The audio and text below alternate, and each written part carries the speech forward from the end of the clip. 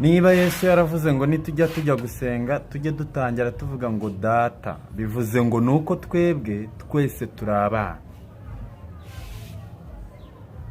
Hanyuma rero bisobanura ko Imana nta bakozi igira, bityo wita umukozi w'Imana wese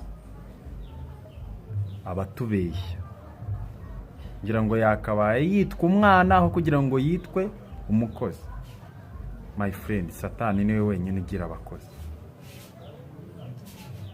niwe wenyine ushobora kugira abakozi, akagira n'uburyo abahembamo mu buryo buri direct. Turi kumvikana? Ibyo bintu by'ubutekamutwe n'inda nini mugerageze mu bihagarike. Nta muntu nibasiye, maze iminsi mbona abantu bambwira ngo ndibasira. Nta muntu nibasiye, ahubwo tujye tubwizanya ukuri kandi dufashanye nk'abana b'Imana.